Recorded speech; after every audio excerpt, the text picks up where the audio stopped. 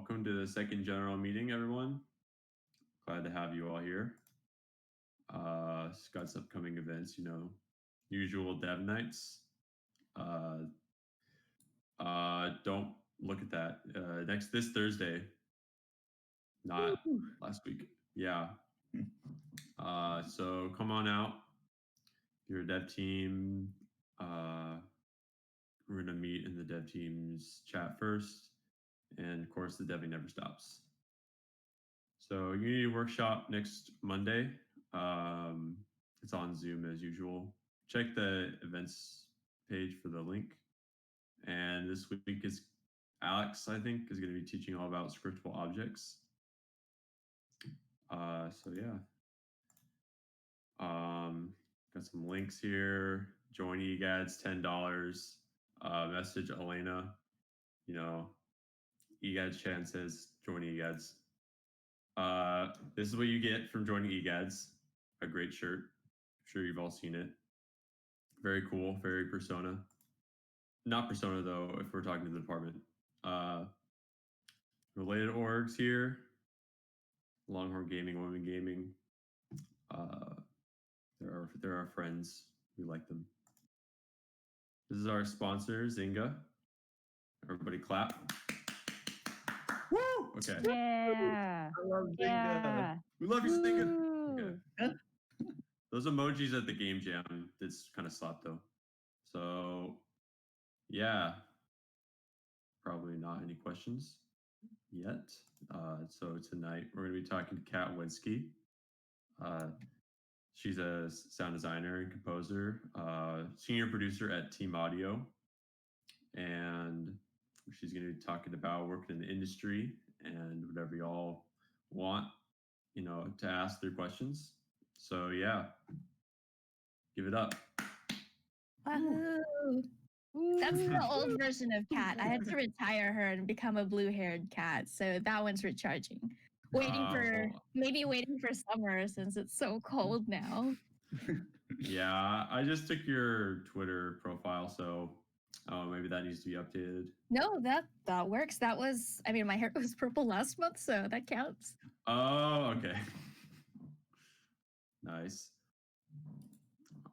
Oh, you got the stream changed over yet?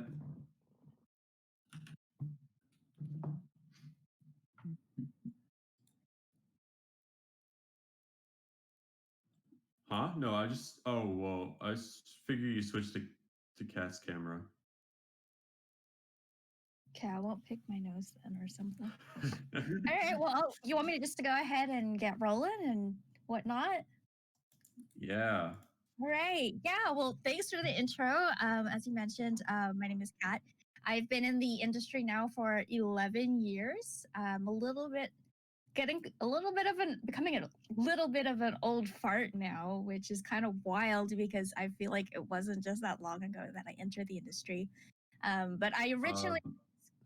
Sorry. I'm sorry. I think someone's saying that there's no audio on the Twitch stream. I'm just going to go ahead and check. I'm sorry. No, okay. To interrupt.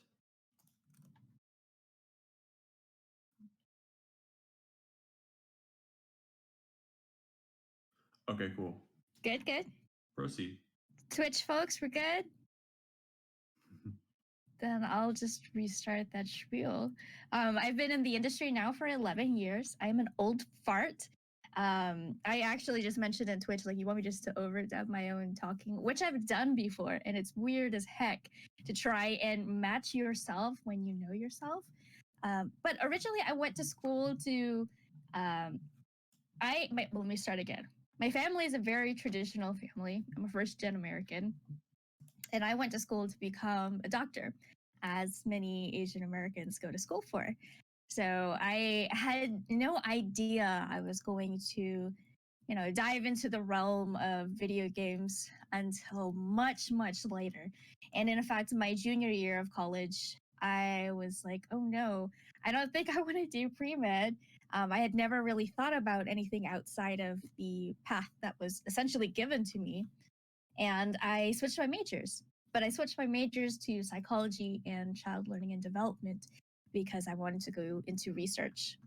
I actually met my husband in college, and he was going to UTD for arts and technology. They had just started a new ATech program, and so the game actually he was originally over at UT, and at that time, UT didn't have a game design course. So he went over to UT Dallas, and I met him, and he asked me, hey, you want to make some music for my game? And at that time, I had only played composed music, as one does in very traditional families.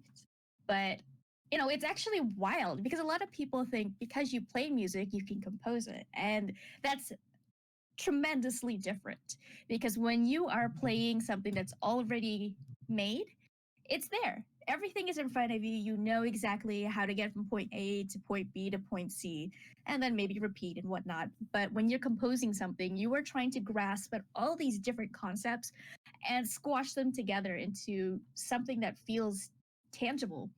Um, and it's wild. And I loved it.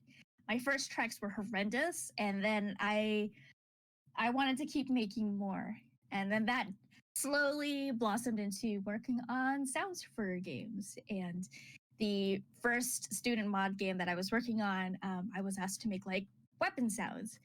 And I didn't have any libraries or anything to really pull from. So I went and I bought like a really cheap microphone and a cheap audio interface to connect to my laptop. And I hit staplers to make some gun sounds, and I hit pots and pans and my washing machine and dryer, and that just eventually meshed into something that more or less came across with the right intent, and I wanted to do more of it, which was really scary because I just switched majors, and I'm like, what have I done? And at the time, UT Dallas didn't have any audio specific programs for video games, and so I went ahead and just completed my psychology and child learning and development degrees, and then ended up going to Gearbox for an internship, and it just kind of went forward from there. So I've worked on a good smattering of AAA titles as well as indie titles. I've worked on things like Borderlands, Star Wars projects, a Thor game. I've worked on things for Whole Foods where you're sorting vegetables. Age of Empires Online, which was wild because I'm a huge, huge fan of the Age of Empires franchise. And I've also worked on smaller titles that most people have never heard about before, like Facebook games, which I'm glad has kind of moved aside. I've worked on mobile titles, 3DS games, and yeah, just a whole smattering of things. But it's been a fantastic ride. And these past 3 years, I've been working over at Team Audio, and Team Audio we're essentially all remote. Well, granted, we're all remote now, right now, but prior to COVID times, we were still remote. And we are a remote company that does sound design and music and audio production, system design, and just a whole smattering of game audio.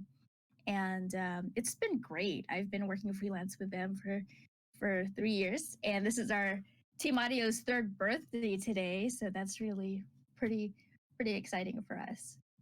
And I'm more than happy to answer any questions folks have about either audio specific or other disciplines too, because audio really collaborates with a lot of different disciplines. So please feel free to ask any questions. I want to be an available resource to everyone here. So don't feel like a question is, silly or maybe too personal, because that's also another realm I want to be able to discuss too.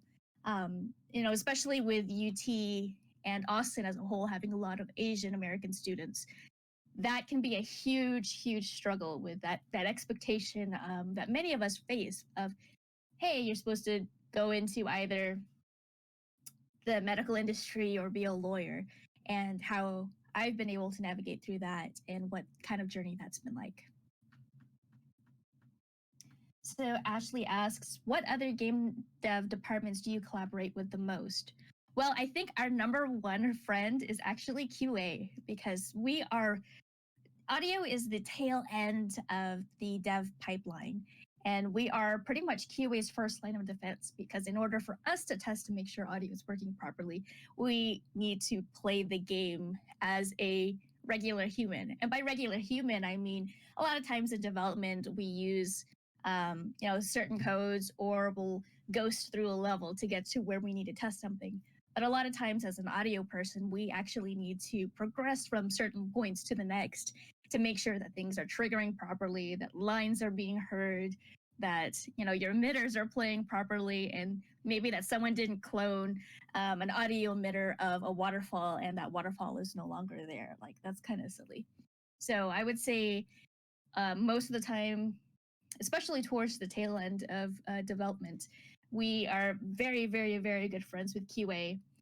We're also really close to the VFX artists because a lot of our stuff, VFX is probably right above us in terms of pipeline, and the animators as well. So VFX, animation, and QA are probably our closest friends, with the programming team being our distant relative.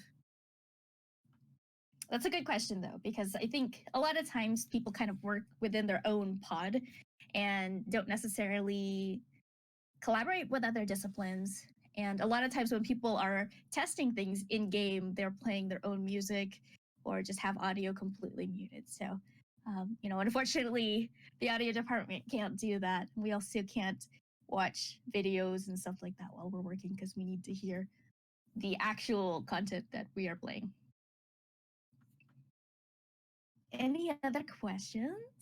Like, I'm happy to just word vomit and share a whole bunch of stories, but I would love to know what folks would like to hear, because I think for me, at least, when I was in school, I didn't have any resources to, whom I could reach out to. In fact, I only knew of one female in the industry, and when I reached out to her, she was very hesitant to sharing information because she felt like she needed to really protect her role, which was really unfortunate, but understandable. Just during that time when collaboration with other people maybe wasn't as strong. But I'm hoping now that we will all really be sharing information across the board, because for audio people especially, the more we're able to help each other, the more we're elevating the actual discipline as a whole. Another question: what's something you wish people who know things about sound understood about making sound for games? An example, interactive sound. Well, one of the big things is that audio takes a long time. So sometimes people, when we say that we work with libraries, they assume that we're pulling sound from a library and then implementing that right then and there. But that's not the case. A lot of times what we're doing is we're manipulating that sound, and something that might be as short as a 0.5 second sound is actually layered with maybe 10 other sounds just to make that one instance. Another thing is when people say oh, this shouldn't affect audio. It probably does affect audio. Moving your animation just a little bit, moving your frames around a little bit definitely affects us. And in terms of working on cutscenes, for example, they might say it's only a 10-second cutscene. We're going to need that today. That's actually quite long, depending on the type of cutscene. Cutscenes can take many, many hours. For example, there was a project I was on where we had a 20-second short cutscene, and that short cutscene easily took us at least 6 to 8 hours because there was a lot of action going on there and a lot of timing that we need to have really solid. Another question from Spooky Alex: do you have any recommendations for someone with little experience who wants to start getting into game audio? Yes, absolutely. I think we're in a new era where, my gosh, there's so much information on YouTube. Totally hit up YouTube, look for tutorials and all sorts of stuff there. But really the biggest thing is, hop into Unity, hop into Unreal. There's a huge community that's right there and has so many tutorials that you can walk through.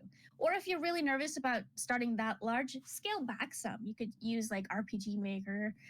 You could use Construct 3. I've taught young kids how to make their own games in Construct 3, and they've enjoyed that quite a bit. But I think understanding some elements of how games work really lends itself to making audio that fits right. Because a lot of times we might design audio in a bubble and be like, yo, this is a really cool sound.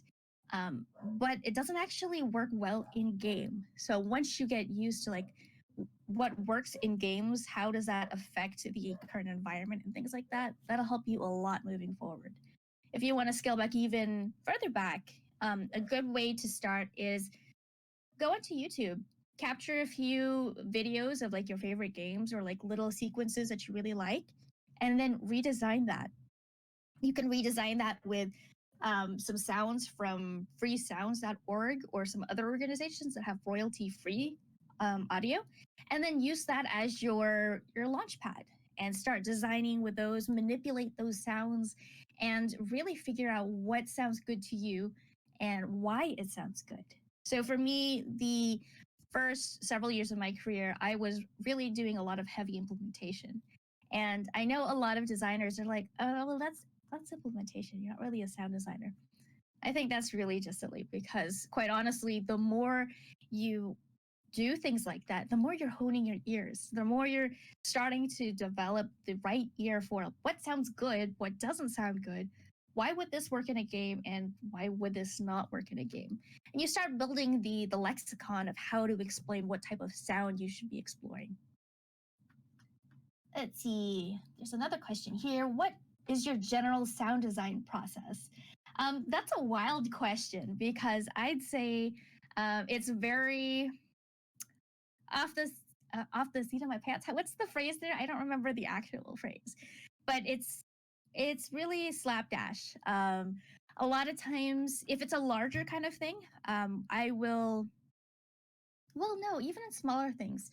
So, for example, let's say we're designing a creature. Then maybe what I'll do first is think what is the purpose of the creature? Is it something that should have a scary tone? Is it something that's actually a friendly creature? So thinking about the personality first is a great way to start. Then from that, think about the what's the foundation? What is the most important thing there? So if this creature in the game is an enemy, then I want it to be threatening. So, okay, I want that to convey to the player, like, hey, this is a bad guy. Like, this is not a nice little happy corgi hopping around in the sea. This is, some kind of spooky dude. So then I'll try and make something that is threatening. And then I'll think about the textures. So I'll look at the art for that character and be like, okay, does it have saggy skin? Is it some kind of like, I don't know, like, has it been in the water for a long time? So maybe I'll put some like really squishy, visceral type of elements there, and then start building those textures on top of what the character is like. How do you approach a big game project and a game demo reel? Two separate questions. Big game project. It really depends on, actually, if you can clarify that question, that would be great. I'm not sure if you're asking about like if you are in the pre-production phase of a game project and you're assembling a team, or if you're talking about scheduling something like that, or if there's like so many facets to that question. For a game demo reel, I would recommend not having something exceed no more than 2 minutes. And 2 minutes is being very generous because a lot of times what happens is people don't want to sit through a long spiel. I also recommend having something with visuals. So, kind of piggybacking on what I was mentioning earlier, I would recommend having different clips of either stuff that you've done in game and featuring those, or redesigning sequences from other games. But always label it to make sure that people know what's actually yours. If there's music playing in your demo, clarify if you made that music. Otherwise, it comes off wrong. And please don't ever lie in your demo because there's always someone that knows someone that knows someone and can either verify or be like, no, that's something I did. So don't do that. How do you like your experience at Gearbox and developing audio for Borderlands? So I was only an intern there, and it was for Borderlands 1. It was a very spooky time for me personally because I had never been with such a large studio. But at the time, I came right at the time where they had switched art styles and everything was going full force. And honestly, that's my favorite kind of way to learn because I don't like when I have too much time to hem and haw. I want to just do the thing right then and there. It was great. I learned so much in a very short time frame. I was able to be part of a lot of the VO sessions and see what it's like to actually work with professional voice actors and kind of help shape a few things along the way and implement a lot of the mundane things that people don't often think about, like specific Foley things for footsteps and movement as a whole. And I really grew to appreciate the animation department specifically. Clarification here. How do you approach a big game project, as in pre-planning, scheduling, and naming conventions? So it really depends on the project because sometimes it's out of your control and the publisher has a lot to say on how something should be developed. In regards to pre-planning for audio specifically, a lot of times what we do is you have things in separate chunks. You have pre-production, which is before any development actually is being made. So think about it as your research phase. And that's a perfect time for an audio designer or an audio director or a creative director, whomever, to really collaborate and find what the soundscape should kind of feel like. So maybe at that time you're playing a lot of other games, watching movies or things like that, and collecting those reference materials. It's also a great time to look at some of the concept art that the team has made and maybe do some what I'd call like a narrative audio paint over. So maybe it's a picture of a landscape in some desolate place, and that's a perfect time for you to kind of design what you imagine that soundscape to sound like. And that can really help influence and kind of hype up other departments too, because that might get them churning on other ideas. So during that pre-production phase, it's also a good time to suss out what types of people you need on your team. Maybe go ahead and start planning what type of system designs you will have, as well as some additional programming support you might need. Then scheduling is a whole smattering of other things. Like I've been on projects where they last several years. Some projects only last like, a few weeks, 3 months, 9 months. I've worked on a AAA title that shipped in 9 months, and it was a mess because 9 months, while it sounds really long, can be extremely excruciating. During that time, I was actually doing a lot of crunch where we were working 15, 18-hour days on the regular and through the weekends. And I remember there was a time where I worked 22 hours, took a nap under my desk, and was like, hey, I need to go home and shower. I smelled bad. But, some of that is production woes where there's a misalignment of what we're actually supposed to be delivering and what the schedule looks like.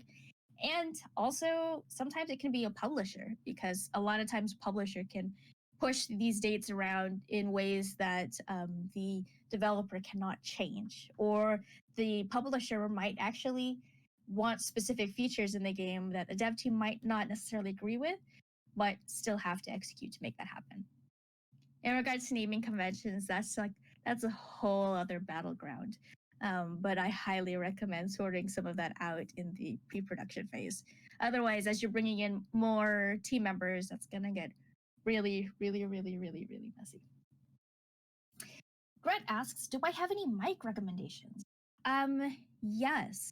So it really depends on what you're doing, but I am very adamant about saying, yo, it really doesn't matter what kind of microphone you use because it all depends on how you clean it up, how you use that gear, and in what ways you are intending to do something. Because it's kind of like photography, like some people are like, hey, if you don't have this really fancy mirrorless, I don't know, DSLR camera, your pictures are going to be horrendous. But I've seen some professional photographers that have done stuff with super cheap cameras or their phone, and it's killer.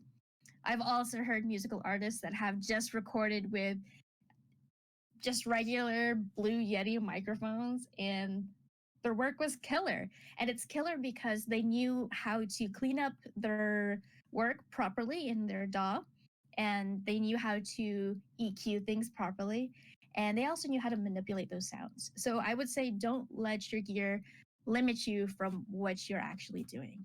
But specifically, um, if you are kind of hunting for microphones, I highly recommend, if you're in Austin, to check out. Oh my gosh, what is there? I was just looking at them yesterday. I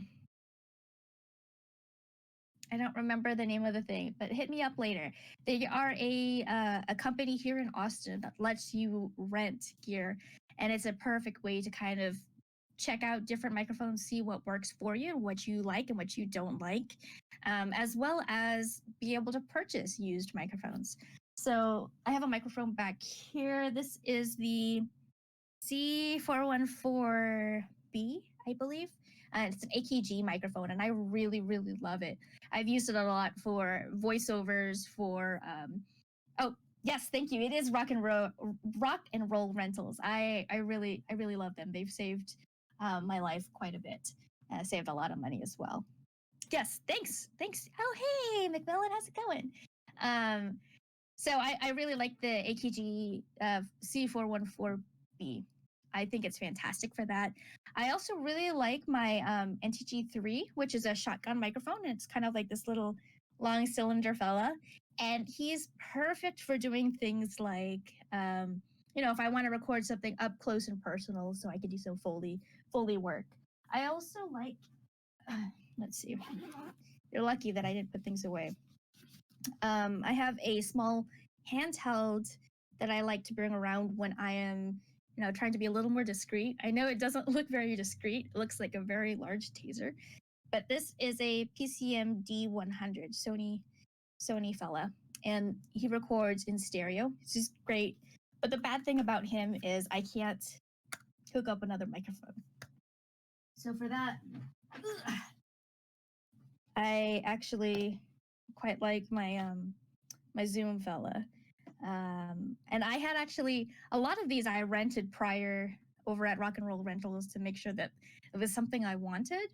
And they've been fantastic because what's really great is recording your own source material and being able to manipulate those along with other maybe library sounds that you have, because it helps to keep it a little fresh. Like I've recorded toilets flushing in public places and things like that, and some of those toilets have fantastic horrifying textures. Like my favorite thing actually is using unexpected sounds in ways that people don't even notice. So like I have used a toilet flush in the sound of a light bulb, and it's not obvious that there's a toilet flush there, but the way I look at sound design is it's very much like very, very, very short storytelling. So for example, maybe that that light bulb is slowly dying, but it's also holding some energy in there and it's going to burst. And so something like that really aggressive toilet flush can add a really nice level of texture to that. Ashley asks, I'm super curious about your experience. Oh, nope, I already answered that. That's true. What other questions do folks have? Okay, this is a spam over here. No, I don't want to become famous. Macmillan, it is I think it's the Zoom 4, I think. Not the super big boy. But let me double check because I'm actually here. Oh, sorry, it's a Zoom 5, H5. I'm just word vomiting, so I'm very sorry. If I'm going too fast, let me know. If there are things that I've kind of glossed over that you'd like to hear more of, please let me know. Because again, I want to be a resource to folks, so we're kind of just rolling swiftly. So please ask questions. Macmillan's typing. Tell me, Macmillan. There's so much to audio, which I think is both horrifying and amazing. For example, there are some designers that work specifically in Ableton, and to me, that's really wild.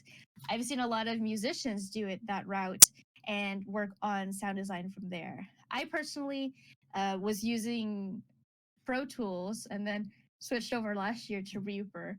If you have not used Reaper before and you are working on sound design, highly, highly recommend it because it is significantly more affordable than Pro Tools. And we're also entering an age where a lot of studios don't really have rules about what types of, or rather, not, I wouldn't say rules, but there's a lot of studios now that are open to the idea of using different types of DAWs.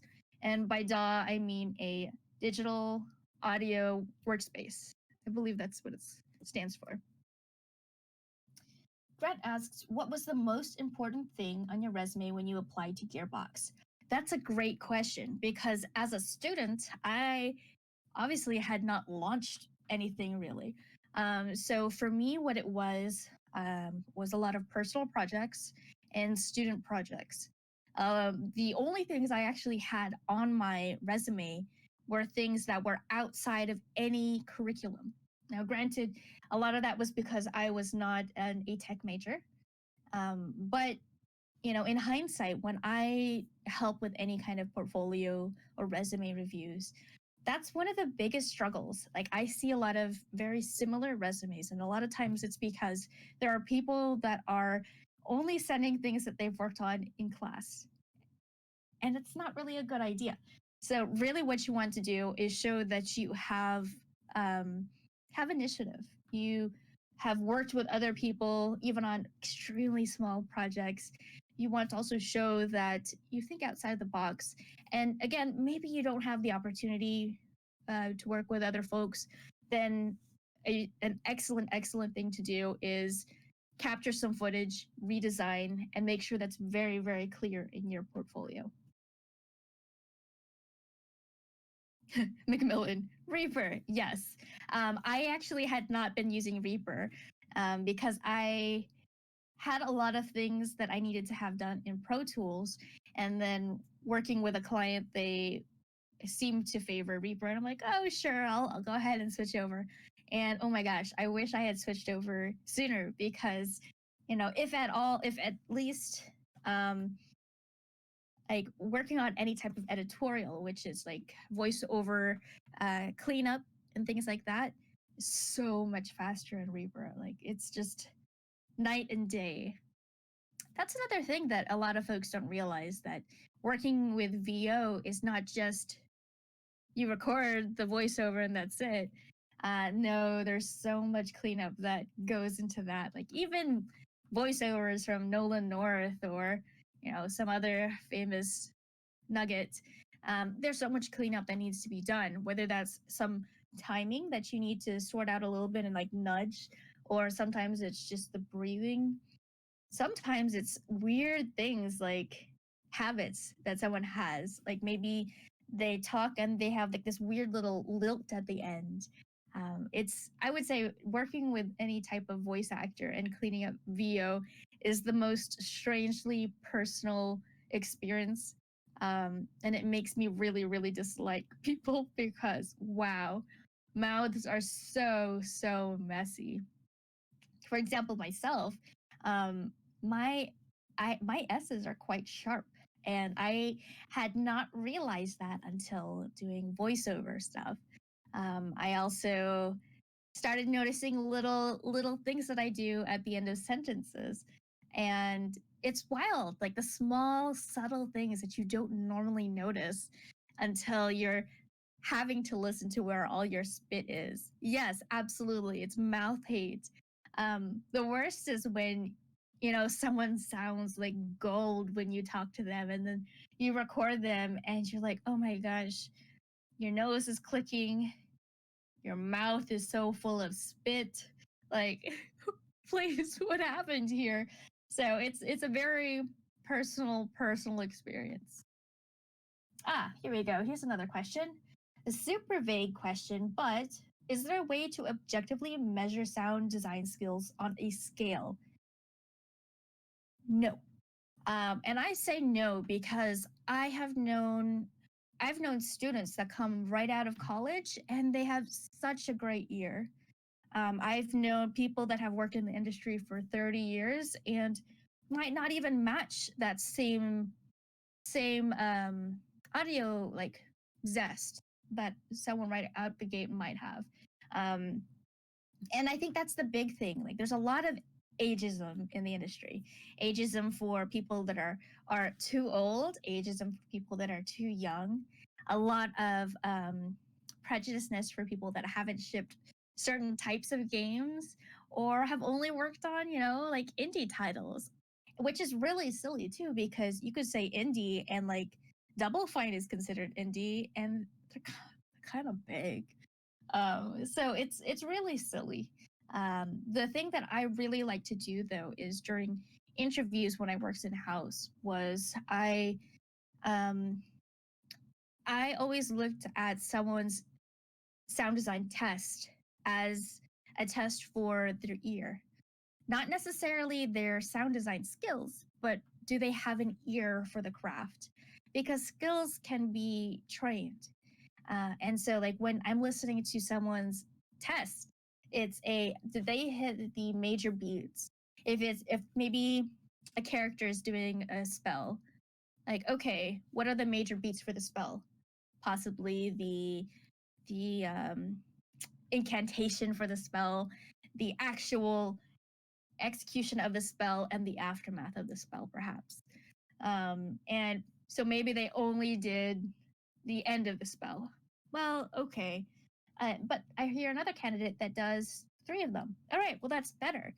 So, what I actually really like are when studios do tests with a set number of sounds that are already given to the sound designer.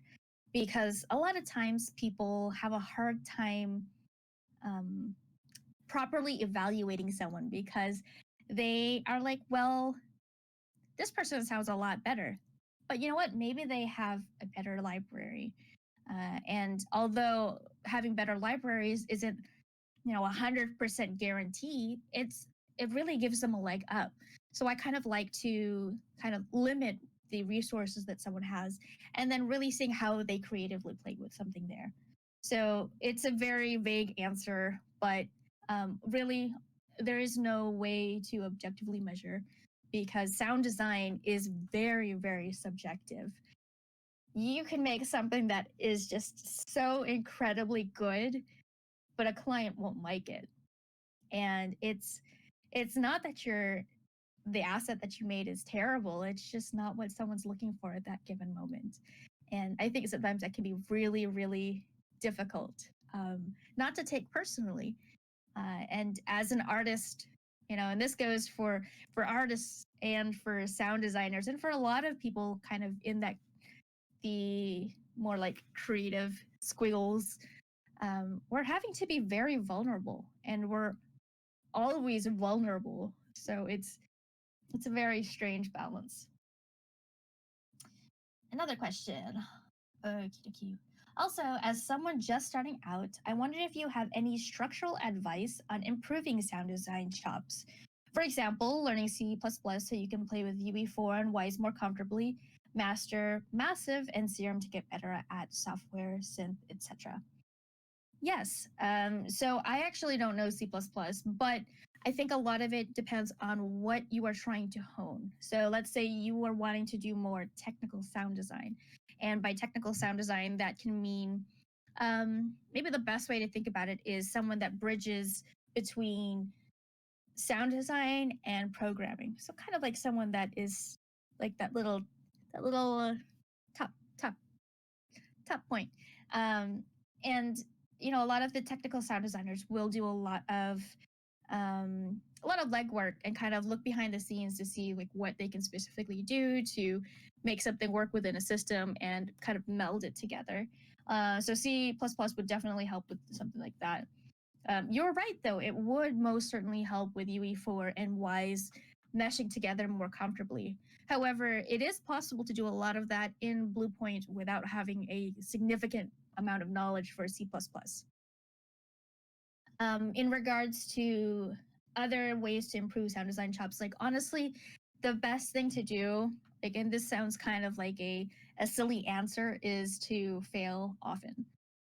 The sooner you can get your sound out and get feedback, the better. Because a lot of times you're hemming and hawing and you are making so many adjustments when honestly, the client or the other team member just needs to hear it in context and let you know that's not what I was looking for. I usually take a little bit too long because I am hemming and hawing. And a thing that I really recommend as you're doing sound design is once you start noticing that, mute some of your layers. Mute some of your layers, and when you unmute it, ask, does this actually add something to the design? Because a lot of times it doesn't. And you might have a track that maybe has 15, 16 different layers. And ultimately, the main things that you needed are just 5 of those layers. Some things that give a little texture, the things that give movement, and the actual meat of the foundation that gives you the bulk of the weight that you needed. Since you talked about the sense for sound design, how can someone improve their sense then?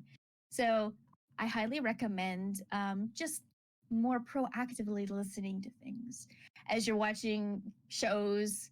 Even if it's like your telenovela or you're playing games, sit back and think about like, oh, why did I like the sound? I like the sound because of boop.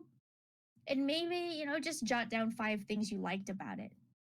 And then you'll start to see like a certain pattern with the things that you like, the things that really add extra weight to it, the things that set it apart, as well as the things you really don't like. And I think as you start more actively listening to things, you'll really start to train your ear to be an active participant in your craft. Ashley asks, what is the difference between sound design for movies and sound design for games? Would you consider doing sound design for movies? That's a really good question. So, sound design for movies and games can be quite different. And the big reason why it's different for games is because we are an interactive media. So the way Ashley might play a game would be vastly different than how Grant might play a game, could be vastly different than how I might play a game. And essentially, if you think about it like a movie, and if the player is the camera, then our experience is dramatically different, of course, depending on the game. So, for example, if we're playing like a Silent Hill game, I am probably walking down the corridors a lot slower and kind of checking out some random things, listening to ambience, whatever.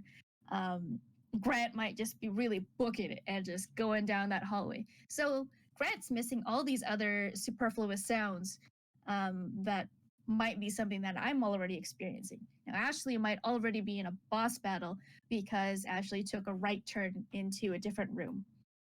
So that's tremendously different than what it would be like in a movie, because in a movie you're pretty much like a game on rails and you have no chance to change that actual experience. I personally really love the idea of doing sound for games because of how different that experience is. And it's horrifying too. Like if you think about what it's like to clean up some of those audios and working on the mix and really defining the overarching experience that you're hoping that the player would have. Would I consider designing sound for movies? Yes, I think. I've done sound for like cinematics in game, so I think that's a really close alternative to working like in an actual movie.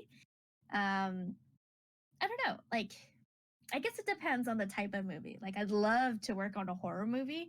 I think a lot of times horror is just a sound designer's dream because there's so many really cool textures that can be done there.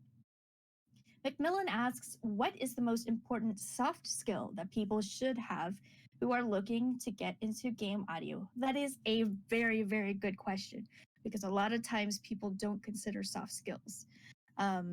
Now, this is just to me personally. I think what's very important is being genuine. And that is a humongously important skill to have, because a lot of times when people go in the network, they're peddling their wares, they're kind of doing a lot of hard sells. But really, what it comes down to is you want to form genuine relationships with people. It's not always going to be a, hey, this person's going to hire you right now. Um, and, that's okay. You could look at it almost like a long game. And for me, when I left working in house and decided to go freelance, it was horrifying because I'm like, "Oh, what's going to happen now?" Like, I'm so used to, certain paths and things like that. But what happened was there were people that I had worked with 9 years prior that remembered me, liked working with me, and were happy to recommend me to other people. And that was super important because that type of relationship you have with people is great. You want to be genuine. You want to really form meaningful relationships with people. The other important soft skill I would say is communication, which really dovetails into just being genuine too. But communication is super important because audio, especially, we are often underrepresented in development. And it's important for us to be heard because we are essentially the cherry on top for a lot of design. We really flesh out the concept art, the environment art, the animation, so many things. And without being able to communicate properly to other disciplines, it really affects the overall game and your craft. So, being a good communicator across discipline and to individuals is super important. That's a great question, Millen. Any other questions? Like, I'm just word vomiting. I'm so sorry. I think a lot of times working in house, I've seen folks not really cross discipline communicating. And it's really sad because games are so much stronger when people collaborate together. And sometimes people feel like, oh, it's too early to involve programming, or it's too early to involve art or audio. Well, maybe it is, but they also have some really great ideas too. And a lot of times there are things that people that aren't necessarily coached in certain disciplines might have a solid idea that will really, really add to your game.